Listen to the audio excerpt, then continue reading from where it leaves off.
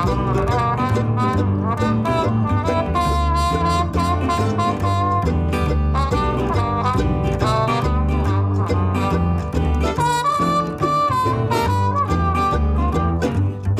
can hardly believe it.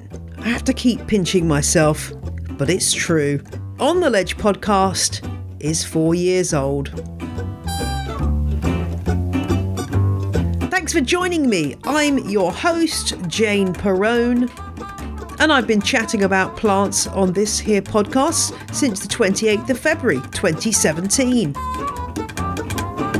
In this episode, I'll be looking back to see how far we've come. We'll find out an updated top 10 most popular episodes. We'll hear from Jackie in Meet the Listener. And if you hang on till right at the end, as requested by a few of you, you'll be able to hear my blooper reel. Embarrassing! Thanks to Lynn Cat and Abigail Florence, both in the US, who left delightful reviews for On the Ledge in Apple Podcasts. And welcome to my new patrons this week. Alice H became a superfan, and Camilla, Bobby, Taylor, Emma and Randolph all became legends. Thanks also to David, who made a one-off payment via code-fi.com, and all the deets for how to go about supporting the show financially and in other ways can be found in my show notes, which are at janeperrone.com.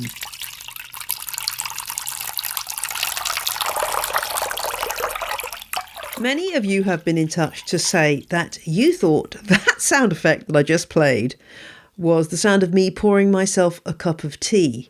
Well, it's an interesting one. I know I probably go on about tea just as much as any other English person, but I can confirm that sound effect is actually me pouring water from one of my very special copper watering can into another kind of vessel of some kind, done as a sound effect to try to indicate some element of watering plants. I'm not quite sure what was going through my head. When I get a chance, I've just had a cup of tea. I should have done it then, but I will record the sound of myself pouring a cup of tea so you can compare and contrast. But thank you to all of you who've been in touch to comment on that sound effect. Now, do you remember this? Hypoestes sanguinolenta, Dracaena marginata, Asplenium nidus, Nephrolepis exultata. No, this isn't an early draft of Harry Potter and the Half-Blood Prince, but a selection of Latin names for houseplants.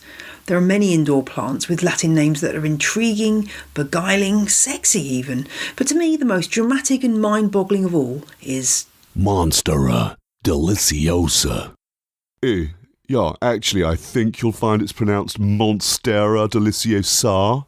Well, I was cringing a little bit as I listened back to that second episode of On the Ledge, which came out in March 2017. I hope I've improved my sound quality a little bit since then, but on the other hand, maybe it's not so bad because this remains one of the most popular episodes ever of On the Ledge.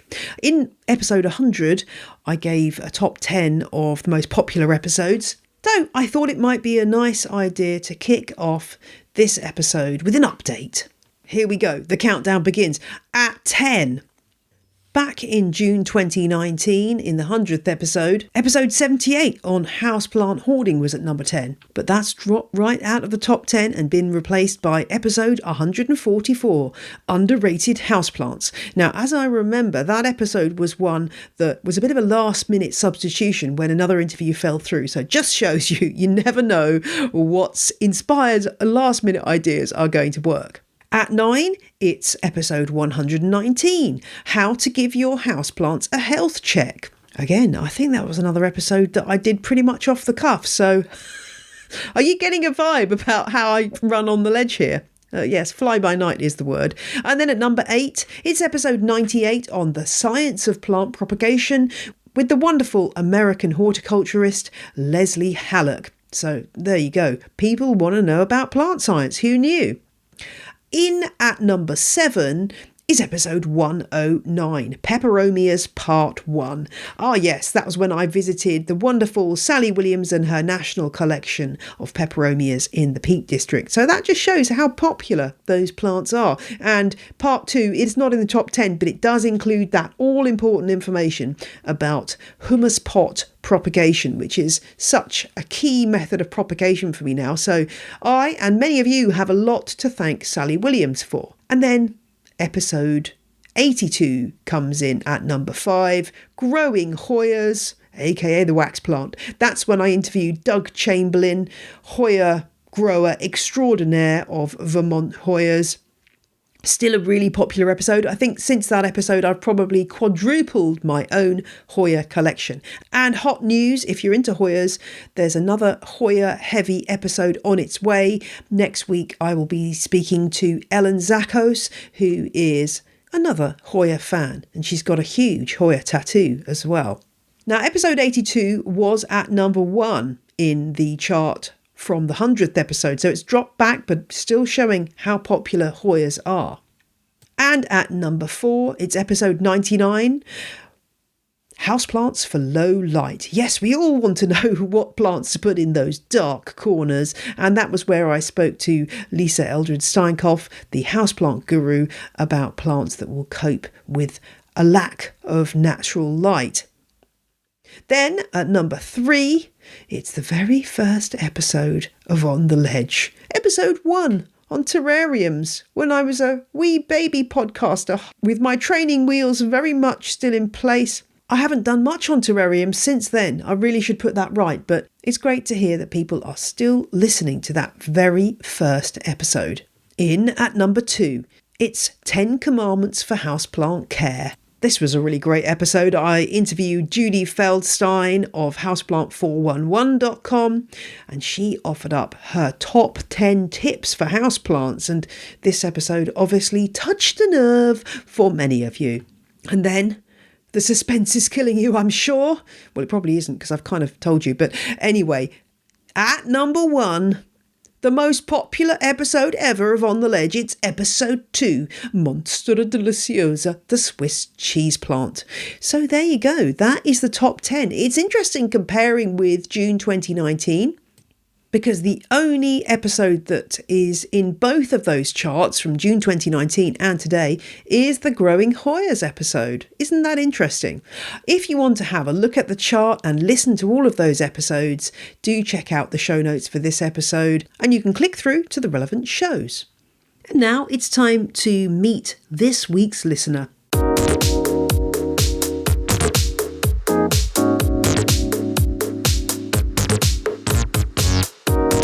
Jackie, and I'm from Woodstock, New York, in the United States. My dad is an avid gardener, and growing up, I always enjoyed his collection of white and yellow roses and buttercups. My first plant was a philodendron Brazil, and with the permission of my cat April, I began my ascent into a crazy plant person after saving a Dracaena from a life of doom and gloom. You've been selected to travel to Mars as part of the first human colony on the Red Planet. There's only room for one houseplant from your collection on board. Which plant do you choose? My 5-foot Dracaena Norman, though I'm not sure he'd come with at the moment because he's upset with me, for reasons I won't mention here. Norman is the orphan I spoke of before, and up until now, he's been the least demanding of all my plants. And I always assume this is because he was neglected as a child. Anyway, I love him because he's beautiful, but not in an extravagant way. He enjoys the quiet life, rarely asks any questions, and basically takes care of himself except for the occasional watering. Question 2. What is your favourite episode of On the Ledge? It was a close call with the bonus festive episode where Jane reads A Christmas Carol by Charles Dickens, but I just have to go with episode 124, Plant Health, Herbs, and Sustainability with Maya Thomas. The episode touched upon so many issues I'm passionate about, including the intersectionality between rare plants, economics, education and healthy eating, as well as climate change, the digital revolution and burnout, and how our theories on these subjects are often reduced to negative thinking instead of critical thinking. I also enjoyed witnessing the obvious and special connection that Jane and Maya share. Question 3. Which Latin name do you say to impress people? I love to say Oxalis triangularis. I guess because it rhymes, but also because most people think I've made it up. and I've decided that I don't always have to tell the truth. Question 4. Crassulation, acid metabolism, or guttation? I did eventually force myself to listen to episode 148 with Polly Schiffman, and to be honest, my eyes started slowly crossing after a few minutes. But I got the gist of it and would say guttation since I don't own many aroids. Question 5. Would you rather spend £200 on a variegated monstera or £200 on 20 interesting cacti? Normally I'd say neither since I don't get a ton of sun that cacti require, and maybe unlike most, I'm not a huge fan of variegated plants, but since I'm being forced to choose, I'd go with the variegated monstera, and if it behaved, I'd likely grow to love it. Thank you, Jackie. I love the fact that you asked the permission of your cat before expanding your houseplant collection. One of the wonderful things about making On the Ledge is the way that I have grown as my audience has grown. And that's thanks to all of you. And this is where I will try not to get emotional, but wow, you chaps are amazing. Whenever I'm struggling and feeling a little bit overwhelmed, as I sometimes do, I get an email like this come in. It comes from Cassandra, and this is what Cassandra wrote. I just found your podcast yesterday and I'm already binging all the episodes. It's been a fantastic listen while I drive for work, and although I know next to nothing about Latin names, I still find it fascinating. I mailed though because I just heard your episode where you talked about your book and your past, and it brought me to tears. Years ago, I fought a quiet, nasty battle with drug addiction. Your story hit home. It was the middle of the worst of it that I met a man who had 2 beautiful apple trees that he grew from seed. And as I helped him harvest that fall, I remembered my past love of trees. As I recovered, I planted every seed I could find. My yard was littered with little pots of avocado, mangoes, apples and pears. My neighbours were flooded with them, and through learning to care for them, I learned to love myself and re-find purpose in dark times. I guess what I'm getting at is, I love your show and I'm so happy to hear about others finding their lives filled with happiness over plants. It reminds me of what I've overcome and helps keep things bright. Keep up the great work and good vibes towards your book venture. Whew, Cassandra, that's really gorgeous to hear, and this is the kind of message, as I say, that blows me away on a regular basis. I'd say I get one of these messages about once a week, and it really does lift my spirits, particularly over the past year, which has been intensely hard for all of us, hasn't it? Personally, I found myself pushed to the limit, trying to keep everything going, trying to keep my children in a good place mentally and physically, making a weekly podcast, taking care of all my houseplants. At times, it has felt like I've got a mountain to climb, but you've always been there and you've always been wonderful. And that is why I keep making this podcast, because it's just so uplifting to hear from you and to hear the amazing stories of how plants have brought happiness into your lives. So go you. I know I often say at the end of the podcast, you're amazing, but I really do mean it. You, yes, you listening right now, in your car, in your garden, with your house plants, struggling to get a baby to go to sleep, whoever you are, thank you so much, because you really make it all worthwhile.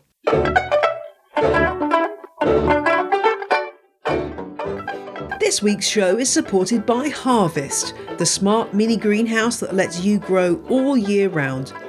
If you don't have time to constantly check your plants, Harvest helps you grow more. Unlike regular glass houses or cold frames, Harvest's app-enabled mini greenhouse is auto-watering and auto-ventilating and can heat and light your plants and seedlings too. Harvest's year-round controlled growing environment takes care of time-consuming and easy-to-forget tasks and allows you to monitor progress via the Harvest app.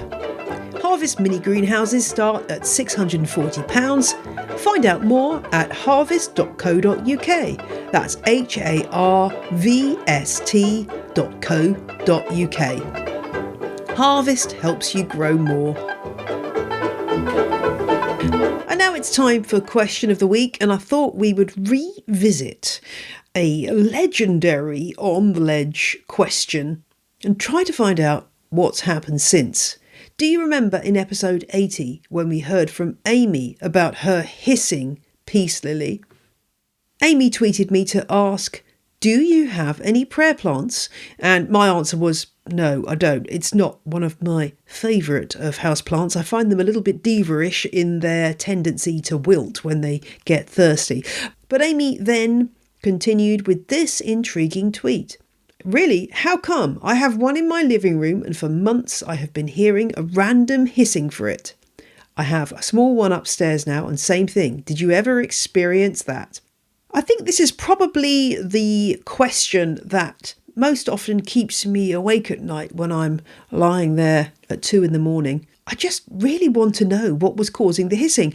At the time, lots of listeners on the Houseplant Fans of On the Ledge Facebook group came up with suggestions, including a snake being there. The questioner, Amy, did confirm that there definitely wasn't a snake. Somebody else suggested a gas leak, hearing aid on the blink, but we never really got to the bottom of it. So I tweeted back to Amy this week to see if she had found an answer. And Amy replied, "Hi Jane, I've never got to the bottom of what it is, but it is still happening on a daily basis. I've researched lots but can't find an answer, but it still hisses away every now and again throughout the day."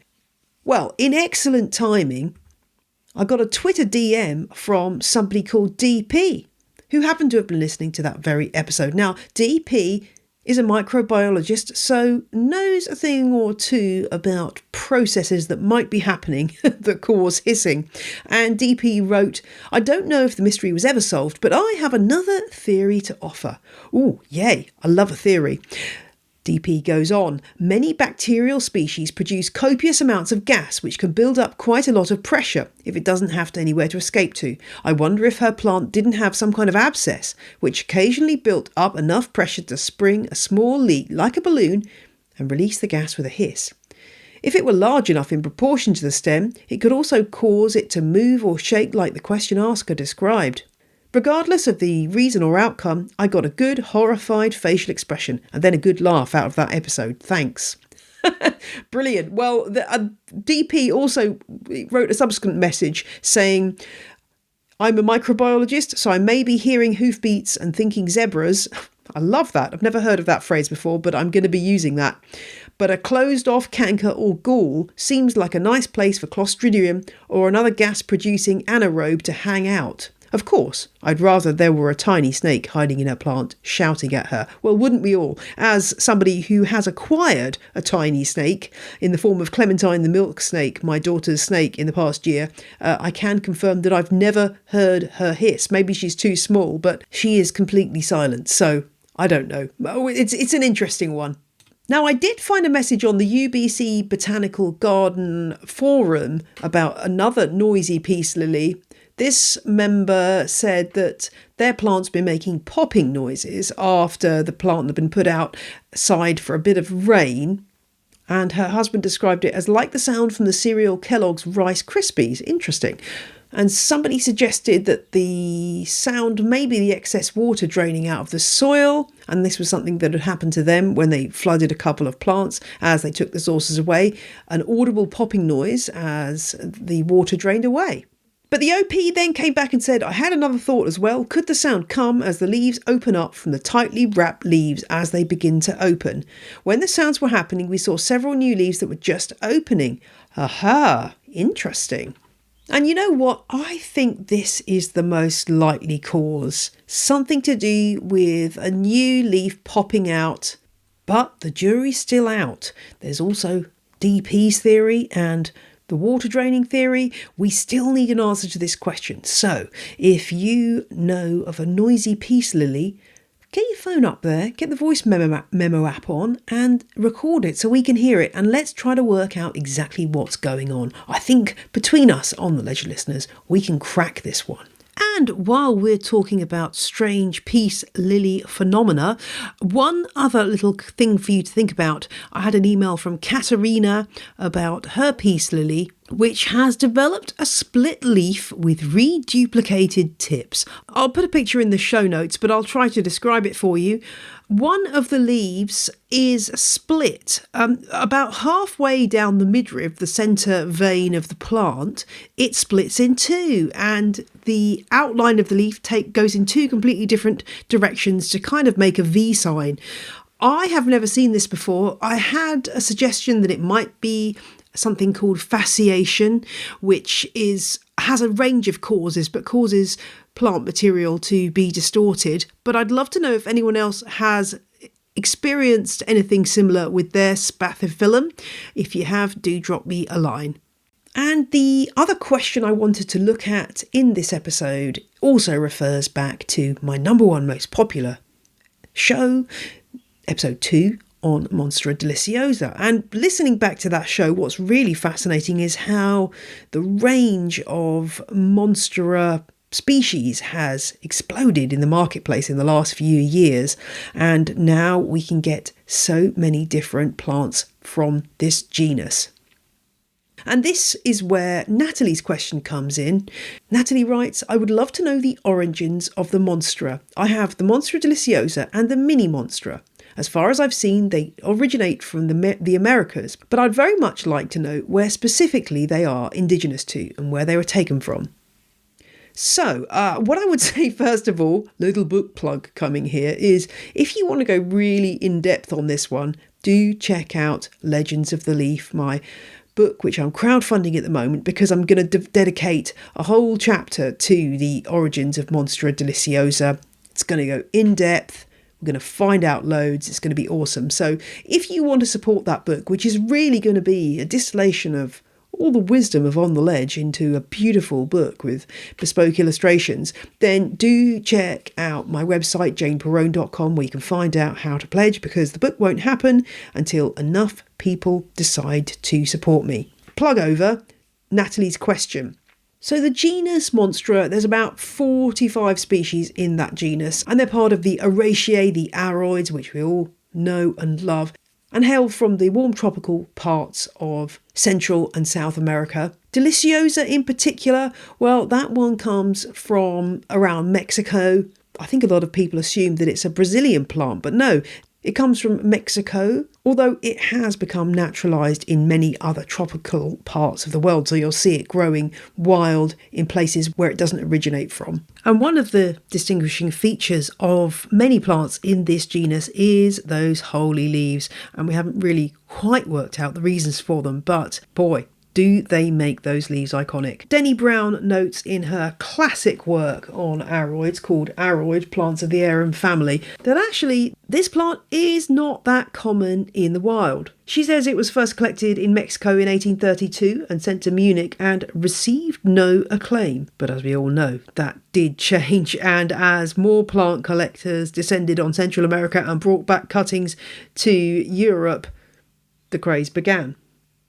Now, the mini Monstera that you refer to, Natalie, well, that's the common name for a plant that is actually part of the Rhaphidophora genus, or Rhaphidophora, depending on which is your preference of pronunciation. Like the Monstera genus, they're part of the tribe Monsterae, which also includes Epipremnum, the plants that we know and love as well. And within that Rhaphidophora genus, there's about 100 species.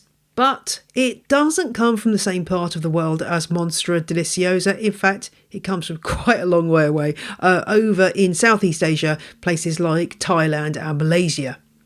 I mean, which is a wonder in itself that plants have evolved on different parts of the world with quite similar characteristics, but belonging to different genera.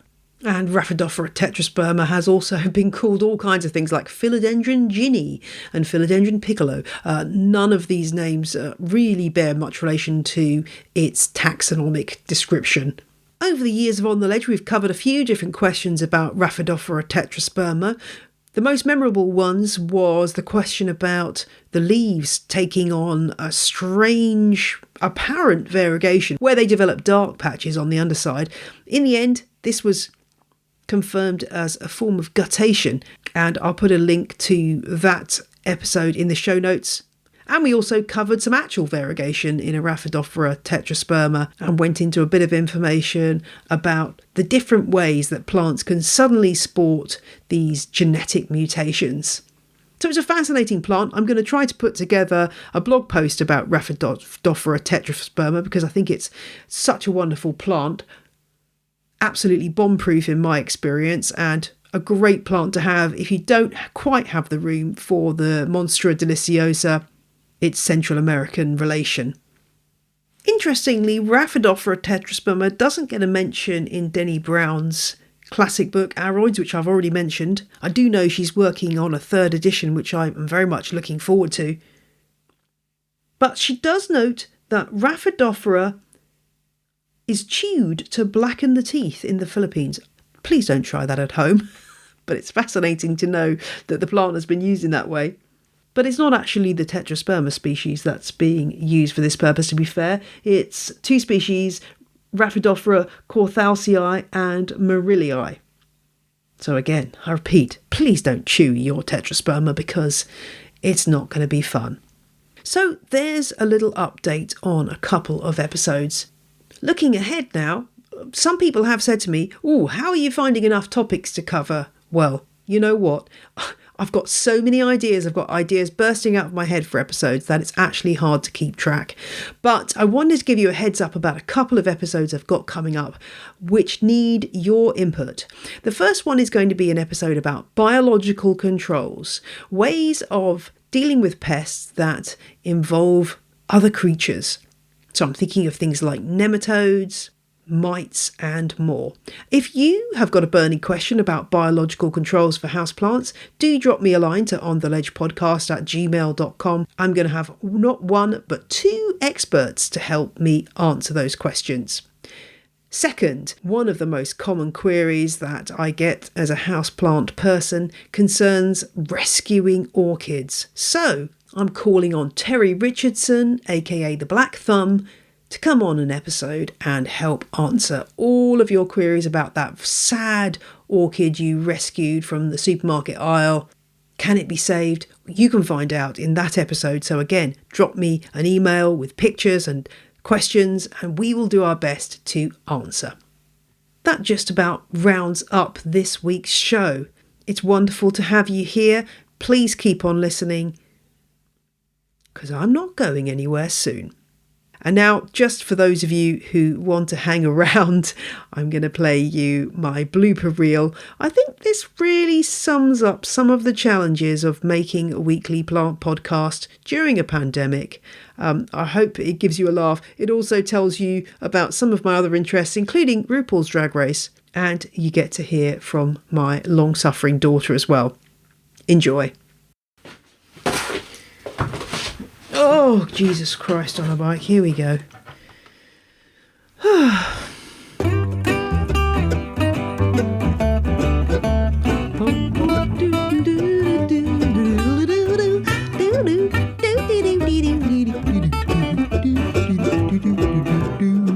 Yeah. On the Ledge Pod.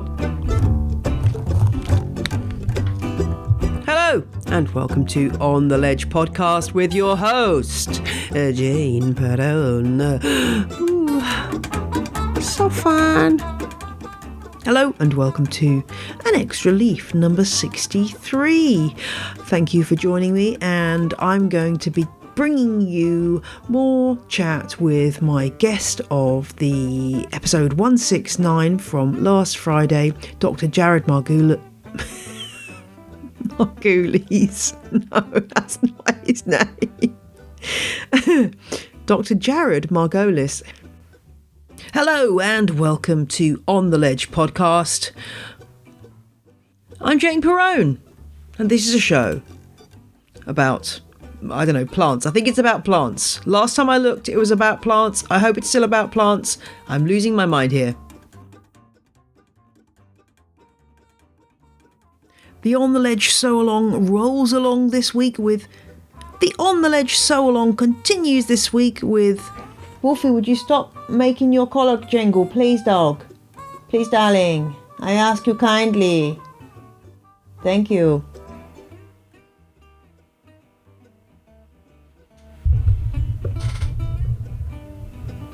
Can you hear that? Yep.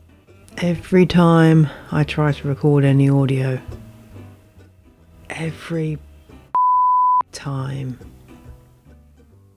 As soon as I start talking, it'll start up again. There you go.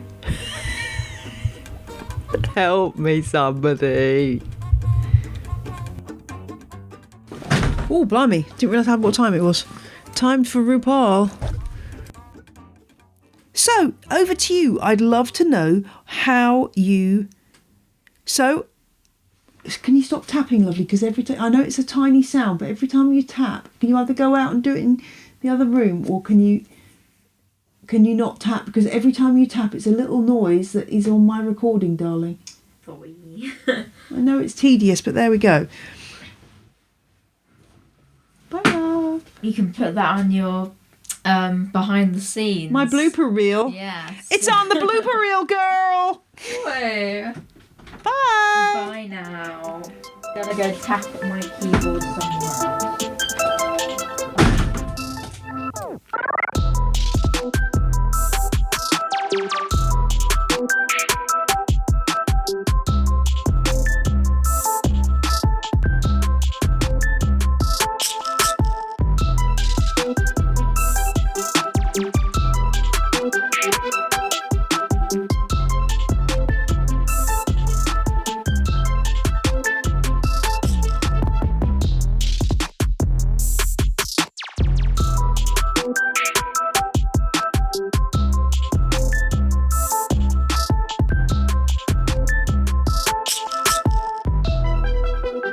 The music you heard in this episode was Roll Jordan Roll by the Joy Drops, Chiefs by Jazar, and Whistle by Benjamin Banger. The ad music was Dill Pickles by the Heftone Banjo Orchestra. All tracks are licensed under Creative Commons. Visit janeperrone.com for details.